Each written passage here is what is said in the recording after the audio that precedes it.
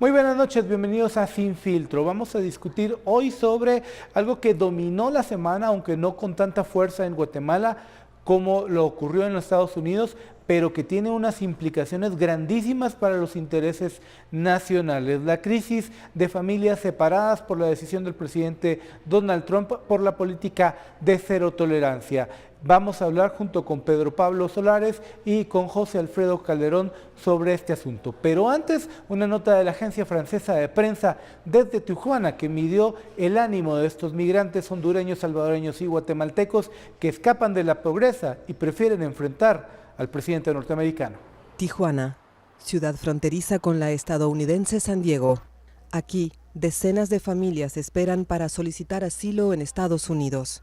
Escapan de la violencia y la pobreza en sus países, algo que les asusta más que la tolerancia cero implementada por el presidente Donald Trump, una política que implica cargos criminales para quienes ingresan ilegalmente al país y que ha significado la separación de los menores migrantes de sus familias en la frontera.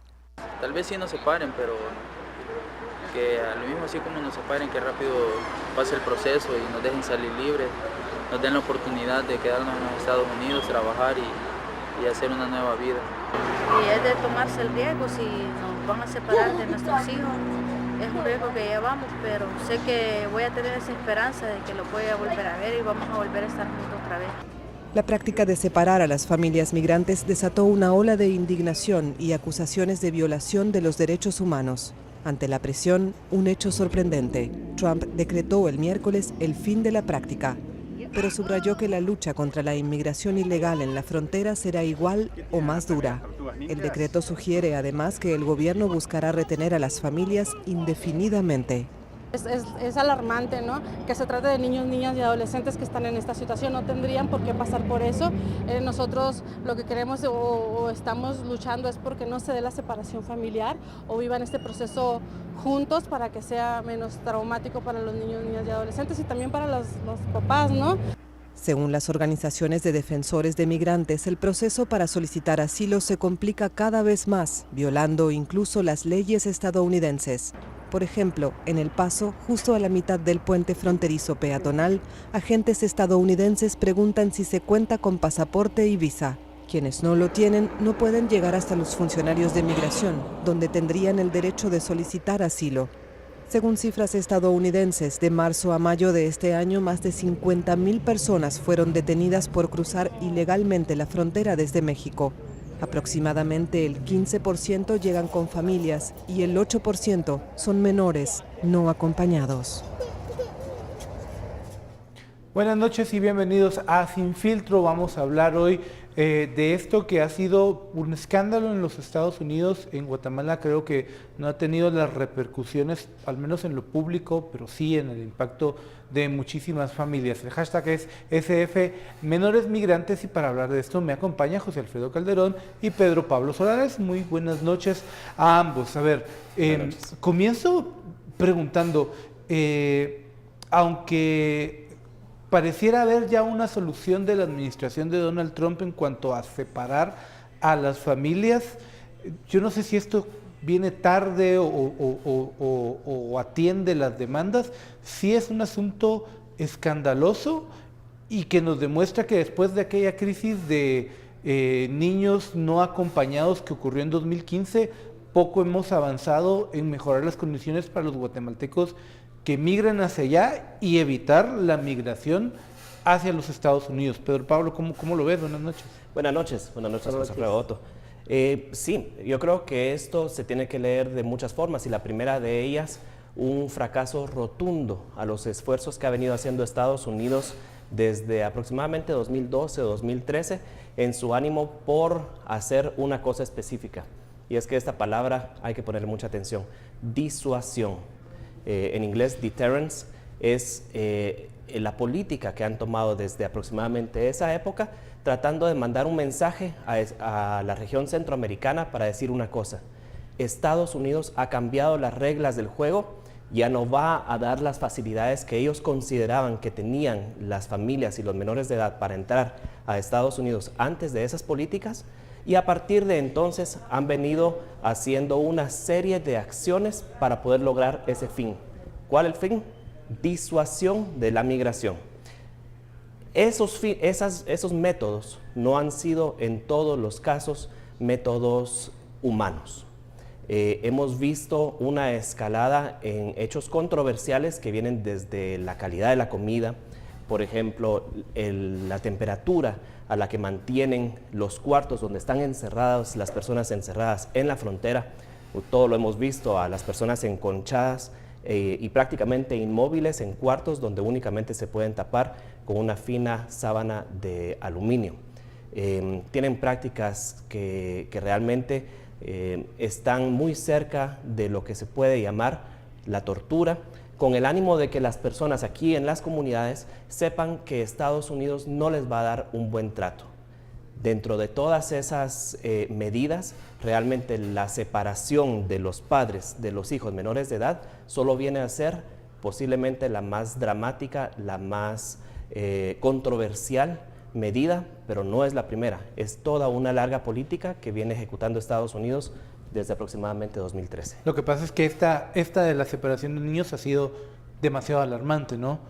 Fotos como aquella de una niña pequeña, la mamá la baja y la niña comienza a llorar, que la capta un fotógrafo, si no estoy mal, del New York Times y que le ha dado la vuelta al mundo.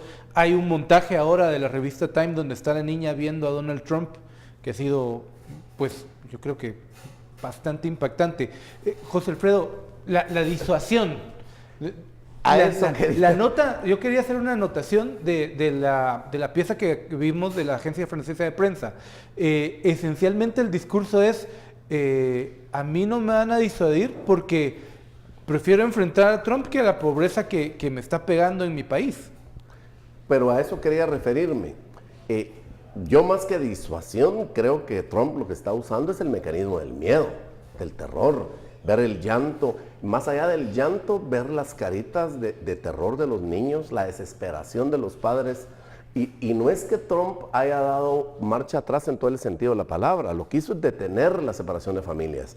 Pero él dice, no quiero, está bien, sobre todo porque su propia familia lo conmina a tomar una decisión de retrotraerse de esto, pero dice, no quiero familias desunidas, pero tampoco quiero ilegales. Y hay todavía muchas familias desunidas. Y este mecanismo, desgraciadamente, lo conocemos muy bien los centroamericanos, el mecanismo de la instalación del miedo. Aquí todavía en Guatemala hay muchos testimonios y muchos mecanismos que así lo atestiguan, en donde la gente, no te metas en política, de noche hay que tener cuidado con lo que hablas, y mira lo que le pasó a tal periodista o mira lo que le pasó a tal persona. Y ese mecanismo funciona porque se instala, y entonces no solo te amedrenta, sino que te paraliza. Y yo creo que Trump está haciendo un uso perverso del mecanismo del miedo, porque ya vio que con todas las políticas que han establecido y aún la amenaza del muro, porque pueden construir el muro y no se va a detener la inmigración. Y también el problema es que no cambia el sistema en Centroamérica, porque la pobreza en realidad es un efecto. Lo que hay es desigualdad.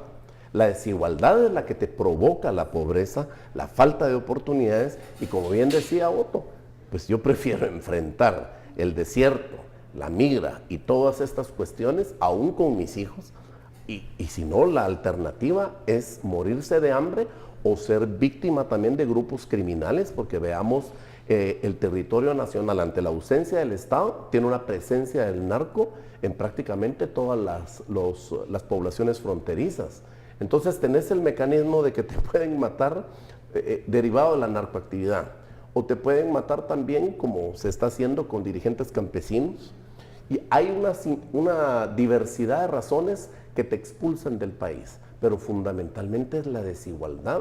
Y mientras Estados Unidos comete ese grave error, bueno, no sé si lo comete o perversamente lo sabe, pero mientras no cambien las condiciones en Centroamérica y en general en América Latina, pero con particular fuerza en Centroamérica, la inmigración se va a seguir dando. Lo que tienen que hacer es promover cambios, pero cambios de raíz, no cambios cosméticos, para evitar que la gente se vaya. Pero si no tienes empleo, no tienes acceso a salud, aquí uno va a poblaciones del interior de la República donde la ausencia del Estado es terrible. Y por eso, como repito, el mismo narco a veces hace de juez, hace de ente caritativo. Hay centros de salud que ellos mismos ponen o escuelas. Y la gente a lo que aspira, por lo menos para salir de su miseria, es a vincularse con la narcoactividad. Y lo otro es la inmigración. Entonces yo creo que la doble moral norteamericana de criminalizar, porque también aquí este es un mecanismo político fundamentalmente. Te criminalizo, te digo ilegal, cuando lo que pasa es que no tienes papeles. Pero realmente no hay personas ilegales, hay personas sin documentos. Y entonces mientras yo marco a las personas como ilegales, eso autoriza para que yo los persiga, pero no solo persiga, cometan vejámenes de todo tipo con ellos. Mira ahorita la señora que es abusada por un policía, y esto son pocos casos. Si realmente esta gente pudiera denunciar todo lo que pasa, si los niños pudieran hablar, se pudiera tener acceso, porque costó que se tuviera acceso a conocer estas jaulas, porque eso son jaulas. Y como ya bien decía Pedro Pablo, con temperaturas, y nosotros son niños indefensos, porque la mayoría son desnutridos, están propensos a adquirir cualquier tipo de enfermedades por su misma debilidad en cuanto a defensas y nutrientes. Y porque no son niños que tienen las condiciones físicas óptimas, ¿verdad? Atravesaron muchos el desierto, y todavía el shock de la separación y de estar en jaulas. Quería preguntarte, Pedro Pablo, vos nos listaste una serie de medidas que ha implementado la patrulla fronteriza, el gobierno norteamericano, pero ¿qué tan efectivas son? Porque nos topamos, o yo no sé si ya es tan frecuente toparse con historias de venir deportados, y lo primero que hacen es ya no regresar con la familia, sino agarrar el bus que los lleve a la frontera a Tecunumán y después agarrar la bestia y todo eso. Sí, por eso yo decía que siento que es un tremendo fracaso para estos intentos de Estados Unidos, porque vamos a ver un número. Recordamos cuando en 2014 esto fue el escándalo por la cantidad de personas que estaban emigrando hacia Estados Unidos, entre ellos muchos menores de edad. Solo te voy a interrumpir porque tenemos que ir a un corte, pero retomamos esta pregunta cuando regresemos del corte. Hashtag SF Menores Migrantes aquí en Sin Filtro.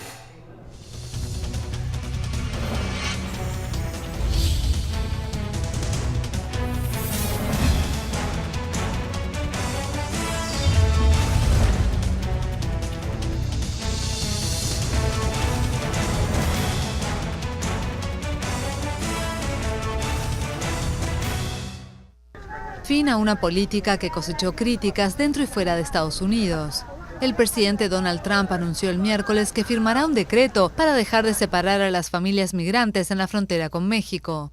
Una política que afectó desde mayo a más de 2.300 niños alejados de sus padres inmigrantes al cruzar la frontera sin documentos. La mayoría llegó escapando de la violencia en Centroamérica. Los republicanos queremos seguridad para nuestro país e insistimos en la seguridad para nuestro país, y la tendremos. Al mismo tiempo tenemos compasión, queremos que las familias permanezcan unidas, es muy importante. En breve estaré firmando algo que logrará eso. Trump señaló que esperaba que el decreto coincidiera con legislación aprobada por el Congreso. El jueves la Cámara de Representantes prevé votar un proyecto de ley sobre el tema. Muchas gracias por seguirnos acompañando en Sin Filtro. Estábamos hablando, yo había interrumpido a Pedro Pablo en este tema de la efectividad de estas medidas que estamos viendo, y también planteaba en el corte esto de si yo soy padre de familia, me separan de mi hijo en la frontera, hay un descontrol en las autoridades norteamericanas de identificar quién es quién y quién es familiar de quién. Me deportan a mí, tengo un incentivo para regresar a la frontera, porque todavía no hay mucha información de esto, ¿no? Yo creo que el nombre del momento en cuanto a la separación de niños de sus padres es confusión. La política es más o menos reciente. Estados Unidos da la impresión de que no tenía los protocolos establecidos de una forma clara. Hay cambio de información dependiendo de la agencia y del caso que se consulta, y principalmente por lo menos en el caso de Guatemala, la población que viaja es una población absolutamente desinformada sobre lo que sucede tanto en Guatemala como en los países alrededor. Yo platicaba el día de ayer con una familia que acaba de venir retornada y ellos no tenían conocimiento sobre la política de tolerancia cero y los efectos de separar a los hijos, a pesar del hecho de que ellos ya habían regresado deportados. En el caso de ellos no tenían niños. ¿Pero a qué voy? Tenemos que tomar en consideración que la migración, por lo menos de Guatemala, es altamente campesina, es altamente indígena y principalmente no de cascos municipales ni de cabeceras departamentales, sino estamos hablando de los municipios más rurales, las aldeas, las fincas, los caseríos, la gente que no ha tenido acceso a ningún tipo de instrucción formal y que en el caso en el que yo entrevistaba a muchas personas en Estados Unidos para poder más o menos leer el nivel de desconocimiento, tú le preguntas a la gente, mira, si es una señora de 30 o 40 años, ¿cuál es tu nombre? Y con dificultad esta persona le va a poder dar a uno un nombre completo, una fecha de nacimiento, por lo menos en el idioma que nosotros estamos usando, que es el español. Ha circulado en redes una gran cantidad de solicitudes de traductores a lenguas mayas, no sé si ustedes han visto, porque yo imagino ahorita que las personas que vienen de Guatemala, que no tienen el español como idioma primario y que acaban de tener una separación de sus hijos, están invadidos por el miedo, la desconfianza, no saben en quién confiar y además tienen la enorme limitación de la comunicación a través de un lenguaje que no es el propio. No hablan español y no hablan inglés y el idioma español no es su idioma primario. Entonces, todas estas políticas yo creo que están fracasando porque al final de cuentas esa disuasión a través del terror no está funcionando porque las comunidades, las aldeas siguen con el ímpetu de poder seguir viajando. Decía antes del corte que en 2014 fueron 14,000 los deportados de enero a mayo, que es más o menos la época en la que estamos ahorita. Se hubiera pensado que con las políticas tomadas entonces se iba a disminuir la migración y en cambio en este año ya no fueron 14,000 sino que fueron 24,000 los deportados, lo cual nos da un fuerte indicativo de que la migración, de que las personas que tienen el empeño de emprender ese viaje migratorio, contrario a disminuir, están subiendo. Aún la política, con la crueldad que estamos escuchando. La política no está funcionando y realmente lo único que creo que se está evidenciando es la crueldad de las administraciones de Estados Unidos que están quedando en evidencia como un país que lastimosamente se está alejando cada vez más de lo humanitario, de lo humano y de los derechos humanos. Que creo que esa crueldad también se replica para los gobiernos guatemaltecos en todos sus niveles, ¿no? Porque la gente se está yendo. Cancillería, mientras que El Salvador, Honduras y México, y estamos hablando de vecinos que tampoco son países tan desarrollados, manifiestan una preocupación mayor, mientras la Cancillería de aquí, en una forma no solo inhumana, sino cínica, después cambia por la presión social y sobre todo la presión internacional. Pero el problema es que mientras no cambien las condiciones, la gente va a preferir arriesgarse, porque no es que tenga un incentivo como tal, lo que pasa es de que te expulsa el país, y tengas o no tengas hijos, porque te separaron las familias, el regreso al infierno es lo que me empuja, me expulsa para poder aventurarse. La mayoría de personas que se entrevistan, que los traen, y lo primero que dicen, pues voy a irme nuevamente. ¿Y cuántas veces lo he intentado? 3, 4, 5 y lo voy a seguir haciendo. ¿Por qué? Porque todavía hay un porcentaje de quienes han logrado pasar. Y es terrible ese drama. Pero lo que deberían de hacer los estados, en este caso los estados centroamericanos, es hacer verdaderas políticas, generar empleo, educación, salud. Mientras no se tenga un cuadro diferente, la gente va a salir saliendo. Y tenemos un índice también de natalidad tremendo. Entonces, y mira, por ejemplo, en el sistema de educación media, ¿cuántos graduandos de educación media salen y qué porcentaje es el que obtiene trabajo? Y hablando de cualquier trabajo, ya no hablemos de un buen trabajo. De la calidad del porque trabajo. Además la calidad de educación no da, porque lo que estamos realmente produciendo es maquileros.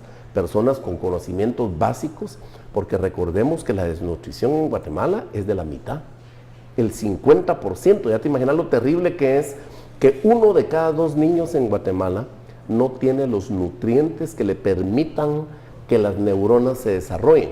Dejemos el problema de talla y peso. Somos pequeñitos y tenemos un peso que no es el ideal. Pero el problema es de aprendizaje.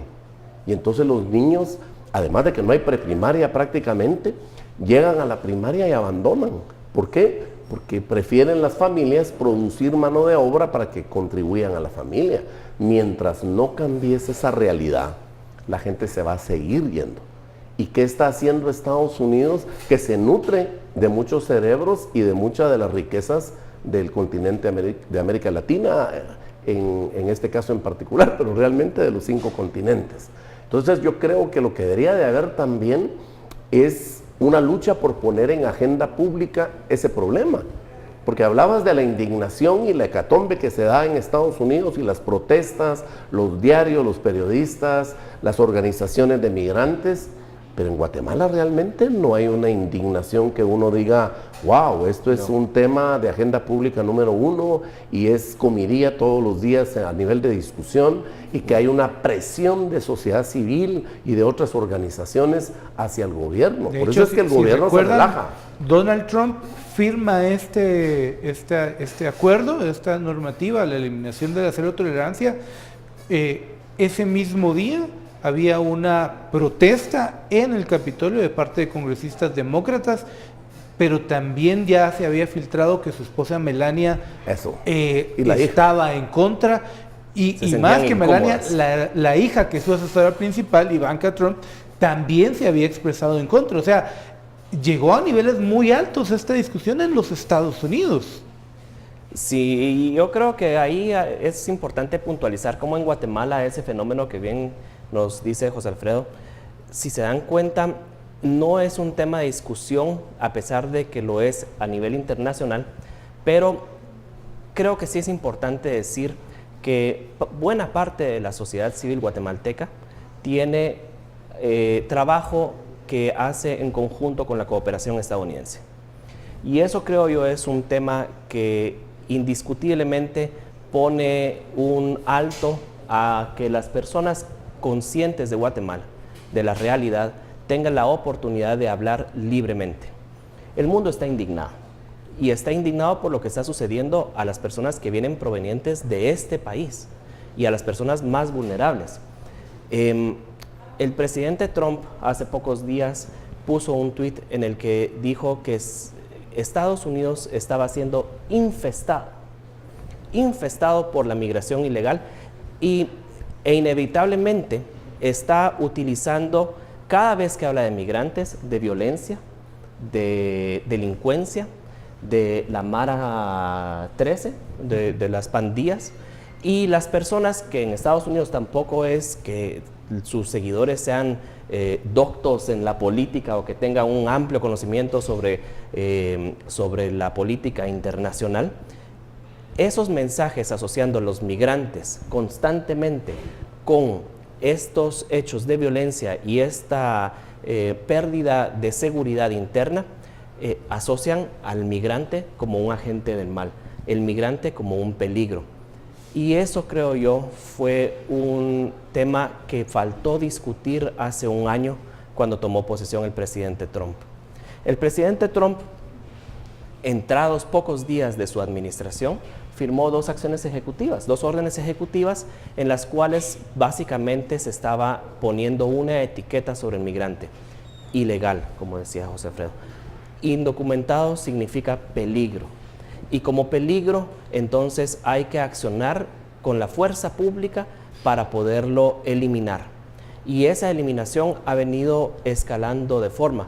Yo no quisiera ni pensar si el próximo paso en esta lista ascendente de disuasivos podría ser, por ejemplo, la separación de los padres con los hijos que ya viven en Estados Unidos. Por supuesto que eso podría verse... ¿Le mirás viabilidad? Por supuesto que eso podría ser una elucubración, porque no necesariamente hay hechos puntuales que ahorita no lo confirmen. Pero te voy a decir una cosa, Otto. Ese es el miedo del padre que hoy vive en Estados Unidos, indocumentado, que un día salga a trabajar y que cuando regrese ya no tenga acceso a sus hijos porque él sea arrestado y sus hijos sean llevados a otro lugar. Y yo creo que ese miedo no es infundado, sino que es producto de todos los mensajes repetidos que ha venido haciendo el presidente Trump, y de hecho, desde antes del presidente Trump, una política instalada bajo la observación y la luz de principalmente el general John Kelly, que como comandante sur nos conoció muy bien y que ha sido una parte fundamental en la propuesta de las políticas antimigratorias desde finales de la era del presidente Trump y la actualidad del presidente, perdón, desde el presidente Obama, y el presidente Trump en la actualidad. Bien, vamos a hacer una pausa, síganos, estamos con el hashtag SF Menores Migrantes aquí en Sin Filtro. Cuando regresemos vamos a comenzar a hablar también de otras reacciones a nivel internacional de este tema de los migrantes.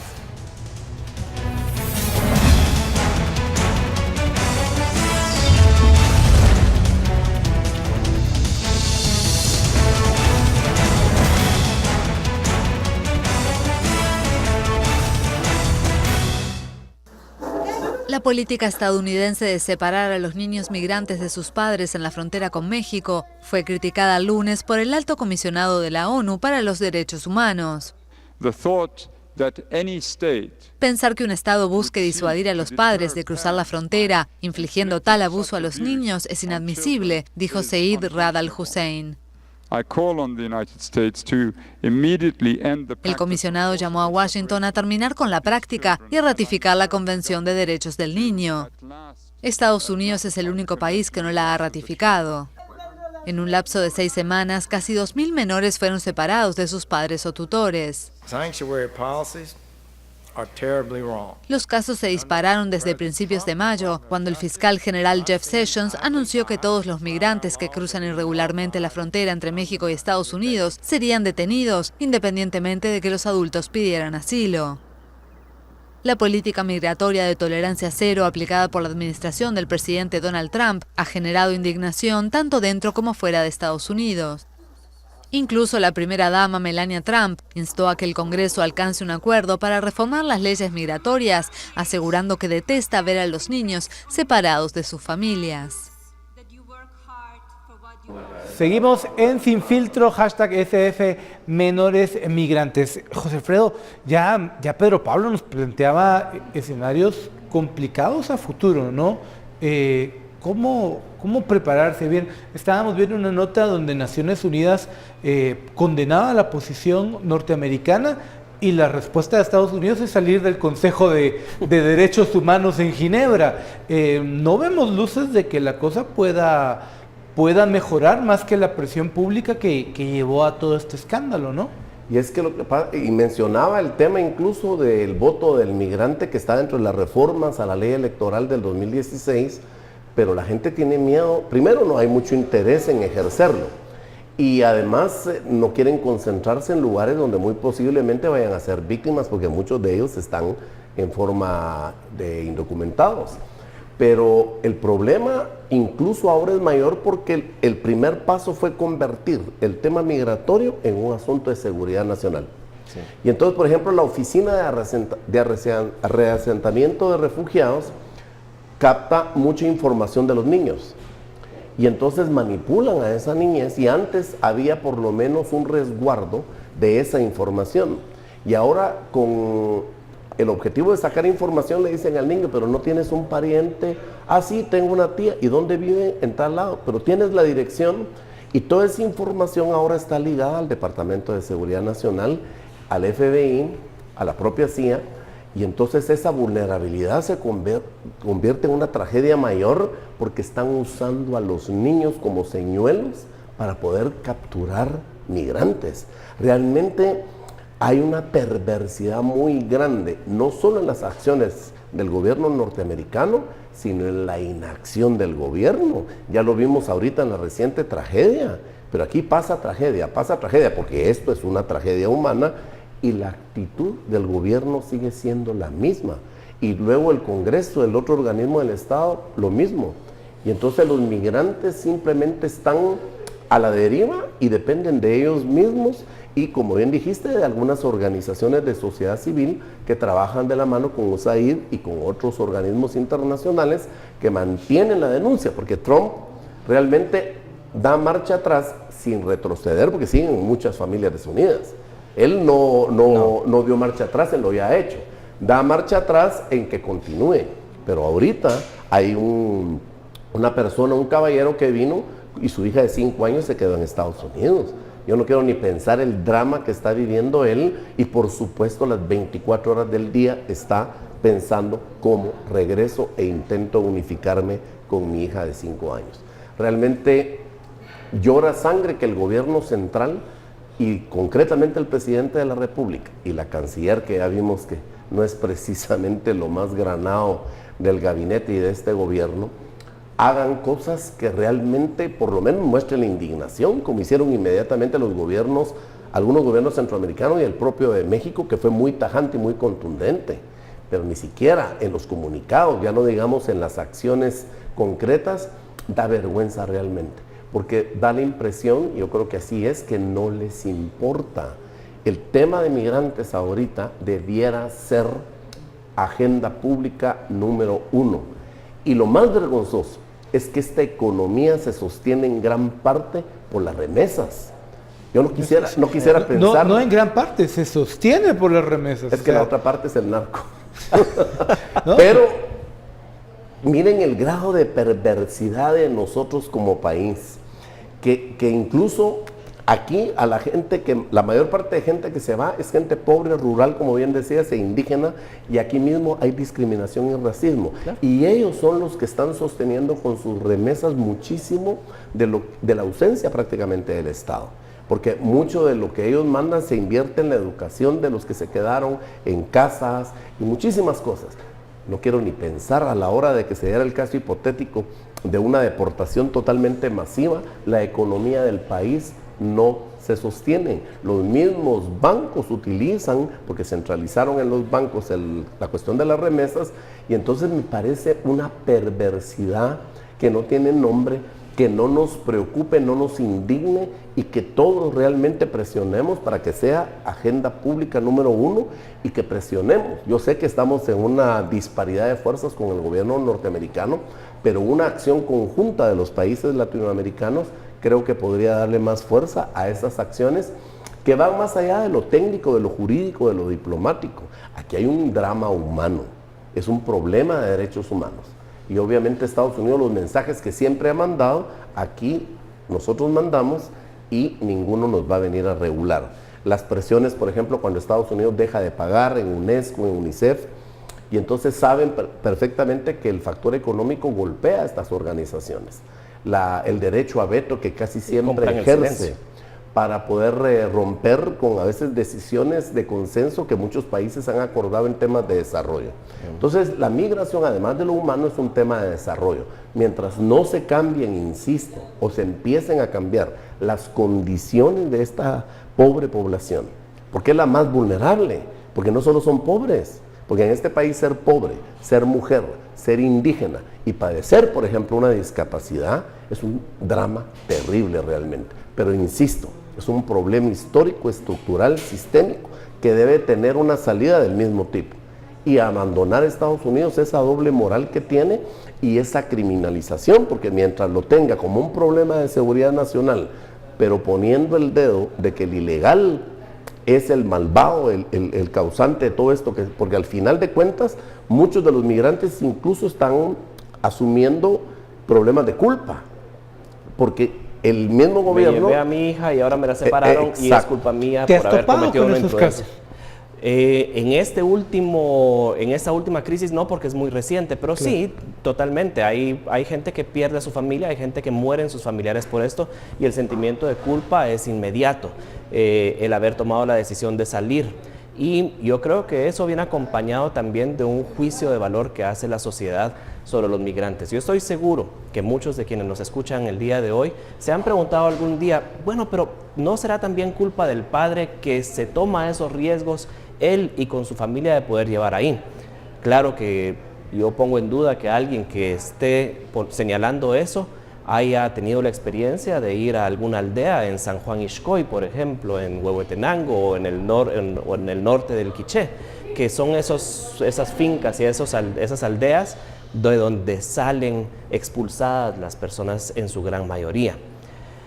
Es un problema, es un debate que creo que sí está pendiente en el país, y con lo que decía José Alfredo sobre la posición del gobierno central, yo creo que decía sin diferencia, ¿no?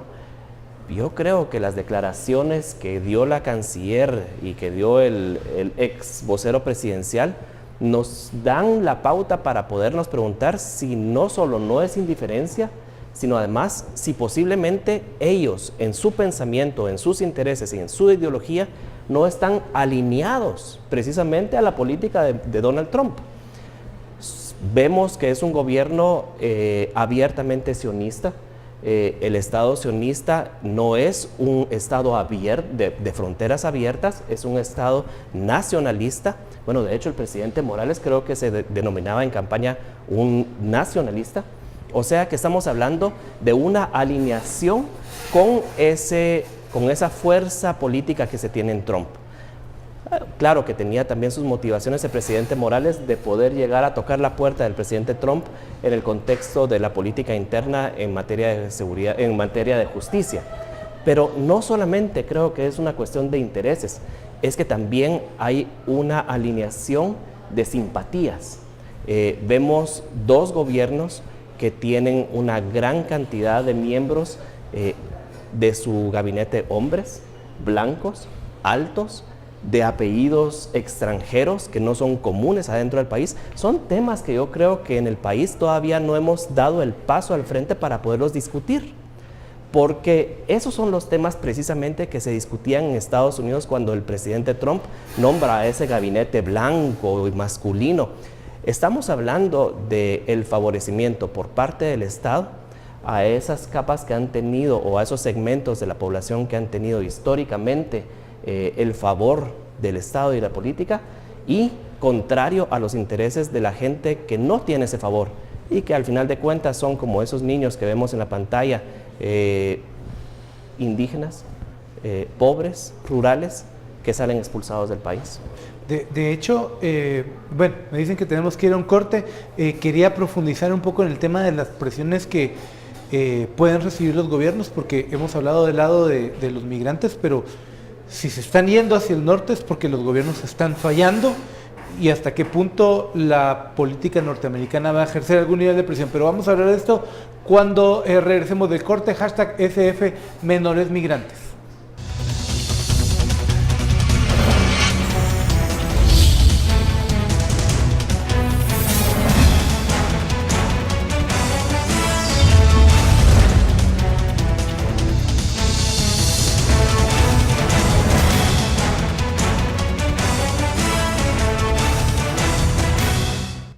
El presidente de México, Enrique Peña Nieto, se manifestó el miércoles en contra de las políticas migratorias de Estados Unidos, que separaron a niños de sus padres entre el 5 de mayo y el 9 de junio.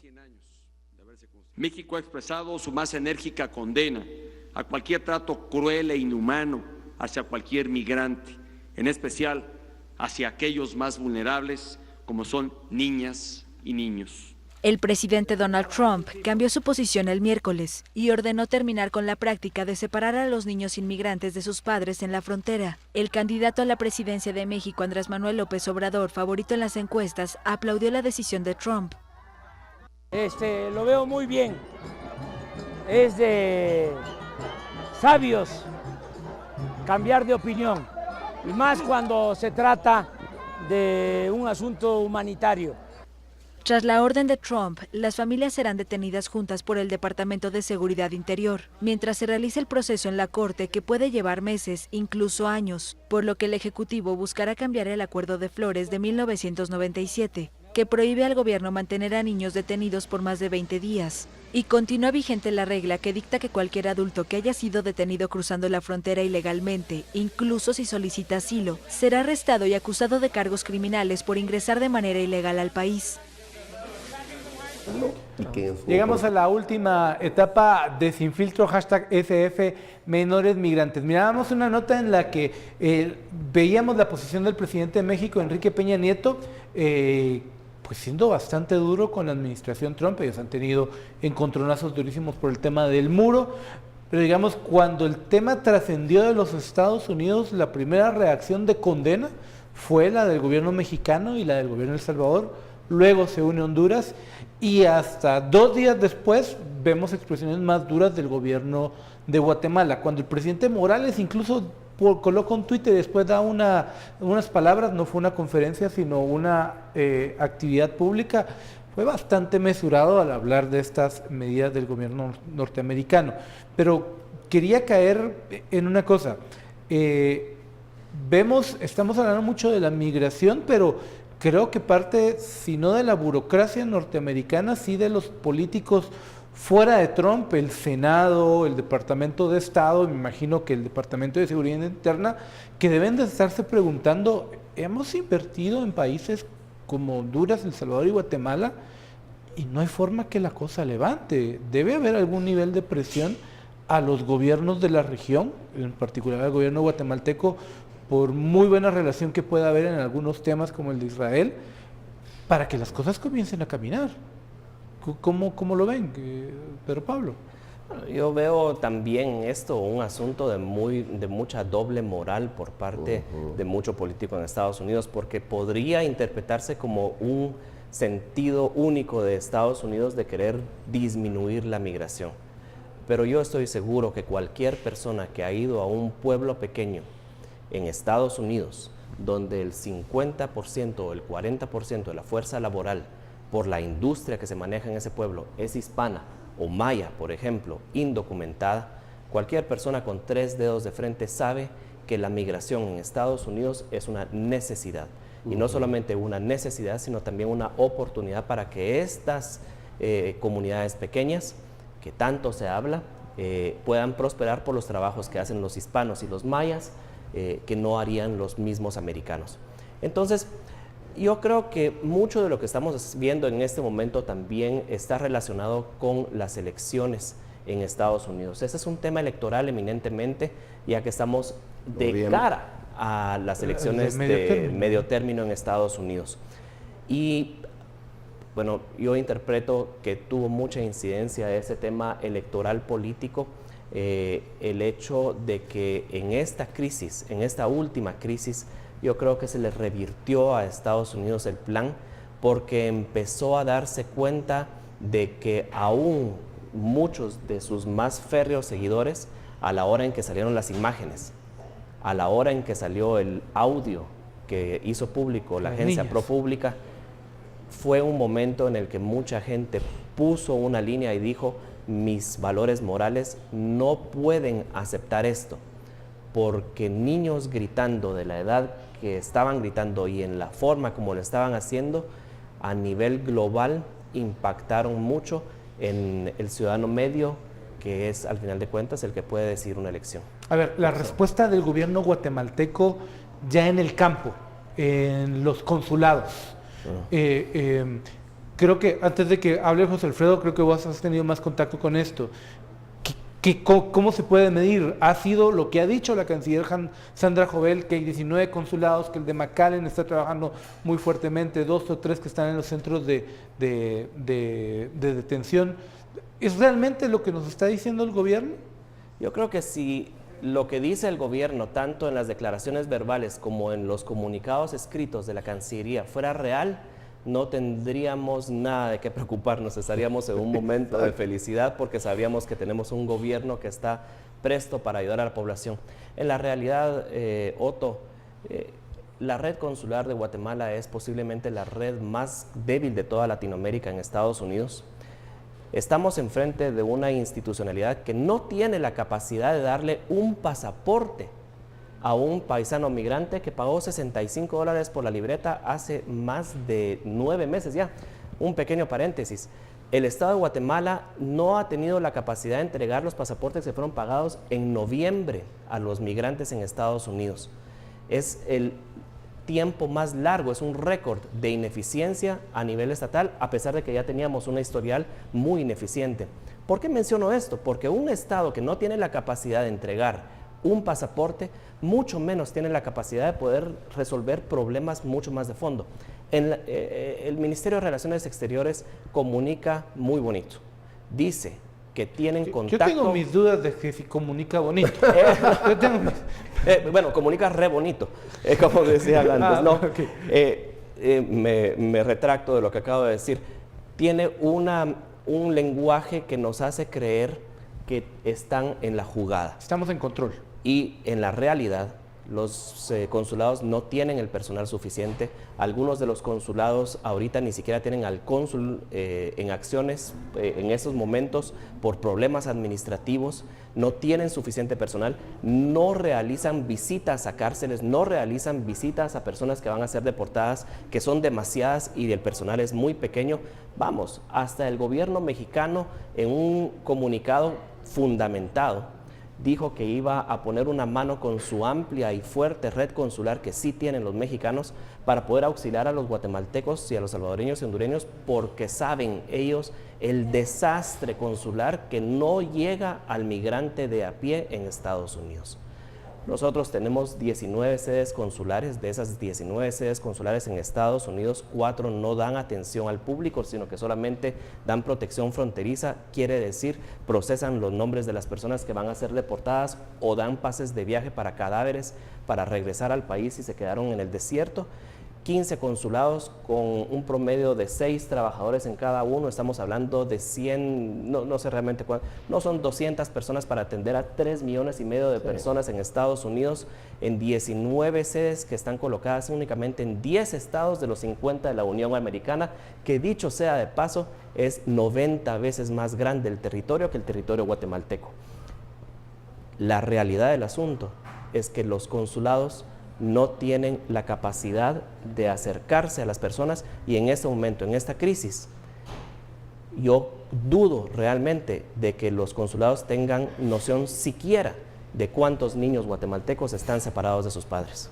José Alfredo. ¿Y cómo esperar también acciones de los consulados cuando vemos que el representante de la Unidad Nacional y la propia canciller no dan muestras de una preocupación e indignación real? Entonces los subalternos no pueden tener una actitud, debieran tenerla, ya por cuestiones humanas, pero presiones norteamericanas hay, y te voy a poner la más reciente y la de mayor impacto, que mucha gente no ha aquilatado. Cuando vino Nikki Haley, primera vez que viene una embajadora del Consejo de Seguridad, después se remueven 187 oficiales de alto rango de puertos y aeropuertos del ejército. Eso no había pasado en toda la historia, ni en ningún país, en mucho tiempo. Y eso ha cambiado muchísimas cosas, pero les gana también en lo político el discurso de la estabilidad, la institucionalidad, que está muy bien instalada, por cierto, en el imaginario social del guatemalteco. Ay, no, es que ¿qué va a pasar si Jimmy cae? Es que la institucionalidad, es que mejor esperemos las elecciones, como que si eso fuera a resolver las cuestiones. No lo va a resolver. Aquí vamos a tener un déjà vu del 2015 y quizá peor, pero las condiciones no han cambiado. Exactamente seguimos en las mismas. No va a cambiar tampoco el flujo migratorio porque la gente se está muriendo de hambre.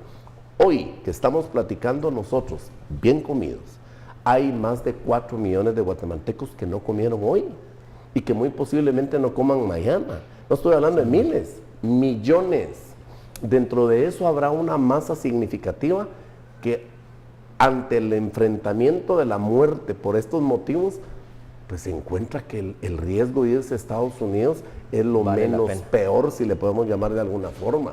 Pero tiene que haber un líder nacional, que no tenemos obviamente, alguien no solo que presente la voz de protesta ante Estados Unidos, sino que realmente como política de gabinete y como política de gobierno digo, bueno, vamos a poner un hasta aquí con el maquillaje que se ha mantenido hasta el momento y vamos a impulsar verdaderas políticas migratorias, vamos a impulsar desarrollo, pero aquí los casos de corrupción siguen y siguen y siguen Y no solo del gobierno central. Yo diría líderes nacionales, para no cargar todo al presidente Morales. Claro, pero no hay yo no vi a la liderazgo. Comisión de Relaciones Exteriores del Congreso diciendo algo. Pero los liderazgos no hay. O ni siquiera los locales. ¿Dónde están los alcaldes de los municipios que han sido afectados, que miran a sus electores yéndole a tocar la puerta posiblemente, porque son la única autoridad a la que tienen acceso para pedirle ayuda para recuperar a un hijo? Pero la ¿Quién se corrupción manifestaron? ha cooptado los 3 organismos del Estado. Bien. Ahí están los ejemplos diarios en los medios de comunicación. Y entonces, repito, el tema migrantes y sobre todo de menores migrantes no está en la agenda. Una cosa es que del diente al labio manifieste preocupación y otra cosa es que en la práctica lo ponga en agenda Bueno, son pública. el principal sostén de este país, José Alfredo. Pero Pablo, muchísimas gracias por acompañarnos en Sin Filtro. Tenemos que llegar al final de esta emisión. Les recuerdo que le esperamos mañana, quiero decir el lunes, ya afortunadamente es viernes. Que tengan una muy feliz noche y también un muy feliz fin de semana.